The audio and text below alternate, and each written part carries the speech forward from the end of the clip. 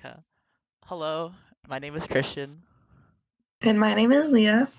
and for our project, we are working on implementing a bookstore system. We had this idea in mind because we wanted to create a library website that is simple to navigate and provides a customizable experience for the user. And right here, we can see we have our application that is deployed on AWS, which is one of the two things we're able to complete for this checkpoint. And through this here, we can search for books through the ISBN number or the title. So, one of the books we chose was like Diary of a Wimpy Kid, like Roderick Rules. Uh, and then it'll show like all of the Diary of a Wimpy Kid books. And then if we actually use the actual ISBN number as well, it'll show the specific book that we're looking for. And then another example we have is this book, which is The Book Thief.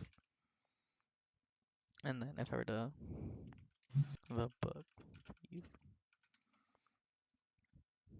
it'll also show like a bunch of other books that are have similar names. And this is all possible because through Amazon Web Services, I created the S3 bucket, and from here, um, I created the bucket and I named it React Bookstore, and then my name. And then from here, I uploaded 8 files that were from our code. And after I uploaded these files, I made it public using ACL. And after that, we go to properties. And then from here, just go to the bottom, and we actually have the URL for the Bucket website endpoint. And this just takes us back to the React app, which allows the user to search for the book or novel they're looking for based on the title or ISBN number, depending on what they want to do. And now we'll switch to Leah, where she'll show like the code repository and everything else. Okay. So for testing purposes, we've been using the local host to host our application, and at the end of our project, when it's all complete, we'll push the final thing onto AWS. So here is the user interface, and here at the top, we have the name of our application along with an app icon I made. So we have this search feature here, which will allow the user to search either by ISBN or by title via this little drop down menu here. So if we want to search by, ISBN, enter that here.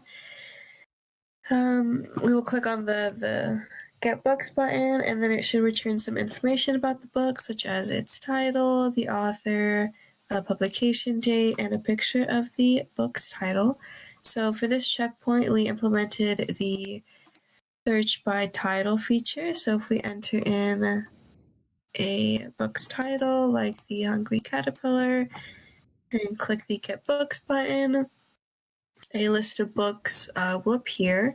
It'll include some of the titles, the publication dates, and then a picture of the book's cover if it's available. You can see, like, for right here, no cover is being shown. So for right now, we have the amount of books being returned set at 20, just for testing purposes.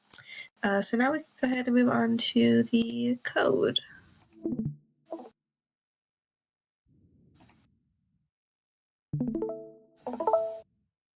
Okay, can you see the code now? Yeah.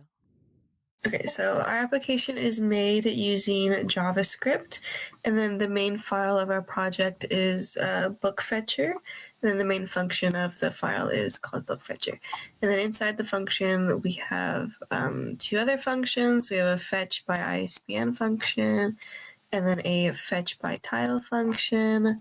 The ISBN function uses this ISBN API right here. The fetch by title function uses this title API. It also utilizes this API down here, which is just an API to help get the covers of the books. And then down here we have a search dispatcher,